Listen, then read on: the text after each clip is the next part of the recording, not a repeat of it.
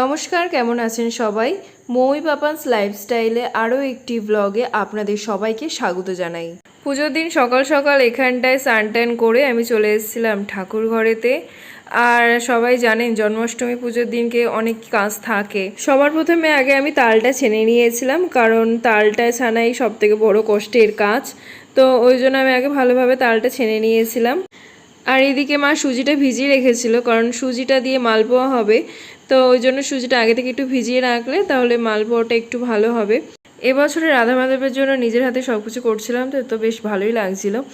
আর তারপরে এখানে আমি চলে এসেছিলাম ঠাকুর ঘরেতে, কারণ এখানটায় রাধা মাধবকে অঙ্গরাগ করতে হবে।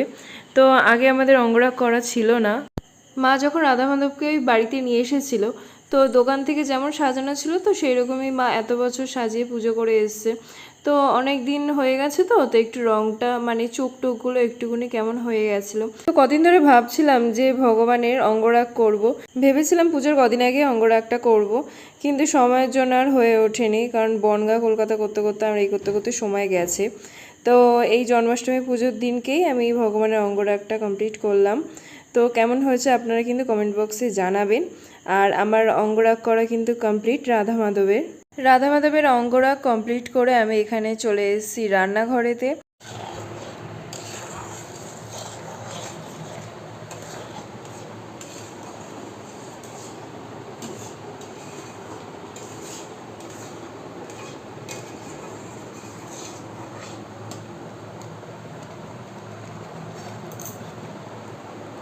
রান্নাঘরে এসে দেখি না মা তালের ক্ষীর বানাচ্ছিল, আর ওদিকে নারকেলটাও কুড়ে রেখেছে। তারপরে এখানটায় ওই মালপোয়া আর তালের বড়াগুলো করার জন্য এখানে সব মাখানো রেডি।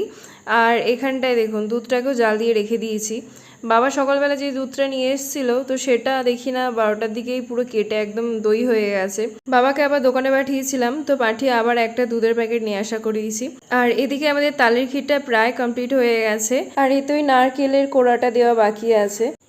আর জানেন তো, আমি এই প্রথম কিন্তু তালের বড়া বানিয়েছি নিজের হাতে। তো ভয়ও লাগছিলো কেমন হবে। তো বেশ দেখলাম সবই ঠিকঠাকই ছিল, বেশ যেমন মা বানায় সেই রকমই সবই হয়েছে। এই তালের বড়া ভাজতে ভাজতে প্রায় 2 ঘন্টা লেগে গেছে আমার।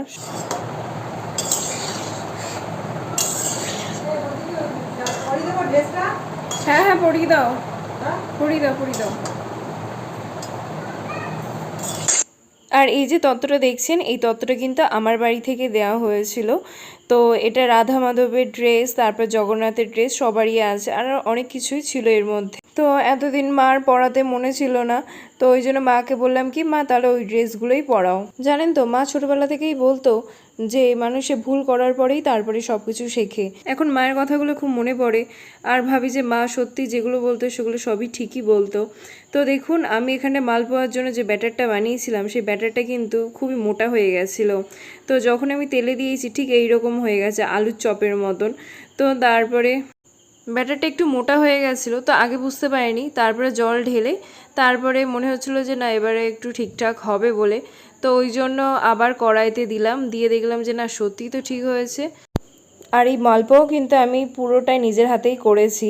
আর এই প্রথম কিন্তু এই মালপোয়া বানালাম শ্বশুর বাড়িতে। তো বেশ ভালো লাগছিলো জানেন তো, যে আমি পেরেছি মালপোয়াটা বানাতে। তো এতদিন মা দিদাদের হাতে মালপোয়া খেয়ে এসেছিলাম, তো এখন নিজে বানাতে পেরে বিশাল খুশি লাগছিল। দেখো মা, তোমার মেয়ে বড় হয়ে গেছে। তারপর ঠাকুর ঘরে গিয়ে দেখি না মা রাধা মাধবকে সুন্দর করে ফুল দিয়ে সাজিয়ে দিয়েছে, আর কি সুন্দর লাগছে দেখুন। তারপরে এখানটায় মা হাফ কিছু মালপোয়া বানিয়ে দিয়েছিল, আর আমি তো এদিকে তালের বড়াটা রেডি করেই ফেলেছিলাম। সকাল থেকে করছিলাম তো একভাবে, তো ওই জন্য মা বললো কি যা তুই একটু রেস্ট নে, আমি এগুলো একটু বানাচ্ছি। তো ওই জন্য আমি একটুখানি রেস্ট নিচ্ছিলাম। তো দুজনেই উপোস ছিলাম সারাটা দিন, তো কিছু খাওয়া দাওয়া হয়নি। আমি তো একটু জল খেয়েছিলাম, আর মা তো পুরো একদম নির্জলে উপোস করেছিল। তো সত্যি আমি সারাদিন উপোস ছিলাম, মানে জলটা একটু টুকটাক খেয়েছিলাম, তো আমার খুবই কষ্ট হচ্ছিল। আর মা তো নির্জল উপোস করেছিল, মায়েরও একটুখানি হচ্ছিলো, তো মাও কিছু বলেনি। আর এদিকে বাবাকে ডেকে বেলুনগুলোকে ফুলিয়ে নিয়েছি। তারপর রান্নাঘরে এসে এখানে চিনির রসটা বসিয়ে দিয়েছি, কারণ চিনির রসেতে মালপোয়াগুলো দেওয়া হবে। আর এখানটাতে কেকটা বানাতে হবে, কারণ শুধু লাস্ট পড়ে আছে কেকটা বানানো। এই কেকটাও কিন্তু আমি প্রথম বানাচ্ছি, আগে বাড়িতে মাই বানাতো কেক। তারপরে এখানটায় বাবা আর মা মিলে বেলুনগুলো সাজাচ্ছিল। তারপর আমি এখানে বসিয়ে দিয়েছি কেকটাকে। তো এখানটায় কেকটা গামলার ভিতরেই করছি। আর আমি কেকটা বানিয়েছিলাম ব্যানানা কেক। এই করতে করতে আমার সারাটা দিন কেটেছে। তারপর সন্ধ্যাবেলা এখানে রেডি হয়ে চলে এসেছি উপরেতে। আর আসার পরে এখানটায় চলে যাচ্ছিলাম আমি ঠাকুর ঘরেতে। আর মা এখানটায় অভিষেক করবে বলে রাধা মাধবকে নামিয়ে নিয়েছে। তো এখানটায় সব কিছু দিয়ে অভিষেক করা হয়ে গেছে মার আগে একটুখানি। তারপর এবার আমি বসবো অভিষেক করতে। তারপর আমরা দুজনে মিলে এখানে অভিষেক করে নিলাম।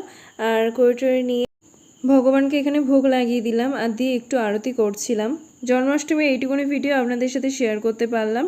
তো তারপরের দিন সকালবেলা এখানটায় আমরা চাটা খেয়ে তারপর আমরা প্রসাদ খেয়ে নিলাম, কারণ রাত্রেবেলাতে আমাদের পুজো দিয়ে ওঠার পরেতেই খুব দুজনের শরীর খারাপ হয়ে গেছিলো, কারণ রাত্রেবেলা কিছু খেতে পারিনি। তো ওই জন্য আগে দুজনে মিলে একটুখানি প্রসাদ খেয়ে নিলাম। তারপরে দুজনে চলে আসলাম রান্নাঘরেতে। আর এখানে সবার ফার্স্টে বসিয়ে দিয়েছি আমি পায়েসটা। তো পায়েসটা আমি নিজেই করেছি। আর মা এদিকে দুপুরের নন্দ উৎসবের জন্য এখানটায় ভোগটোগ করবে বলে সেগুলো ওখানটায় সবজি কাটছিল। আর এখানে দেখুন এক বেসিন পুরো একদম থালা বাসন আছে, তো সেগুলো ধুয়ে নিয়ে আমি এখানটায়তে 5 রকমের ভাজা ছিল, তো সেগুলো আস্তে আস্তে সব ভেজে নিচ্ছিলাম। আর মা এদিকে বানাচ্ছিল লাবড়াটা, কারণ আমি লাবড়াটা করতে পারি না, তো ওই জন্য মাকে বলে মা তুমি করো। আর এদিকে আমার সব ভাজাগুলো কমপ্লিট হয়ে গেছে। আর এখানে হবে চাটনির জন্য টমেটোটা কাটা হয়ে গেছে। আর মা তো ওদিকে তো লাবড়াটা বসিয়েই দিয়েছে। তো তারপরে মা এখানটায় ভগবানের জন্য লাবড়া বানাচ্ছিল। তো মা বলছিল যে রাধা মাধবের লাবড়া খুবই প্রিয়। মায়ের লাবড়া হয়ে যাওয়ার পর এখানটায় দুজনে মিলে লুচিগুলো ভেজে নিচ্ছিলাম।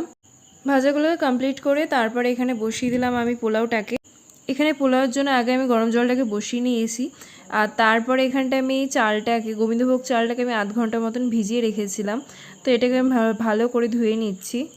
তারপরে পরিমাণ মতন আদা, হলুদ, ঘি, নুন, চিনি, লঙ্কা দিয়ে আর গরম জলটা দিয়ে একেবারে বসিয়ে দিয়েছিলাম প্রেসারে। তারপরে লবঙ্গ, এলাচ টেলাচ দিয়ে সব কিছু দিয়ে ভালোভাবে বসিয়ে দিলাম। সব রান্নাবান্না কমপ্লিট করে এখানে ভগবানের জন্য সুন্দর করে সাজিয়ে গুছিয়ে নিয়ে ভগবানকে ভোগ নিবেদন করলাম।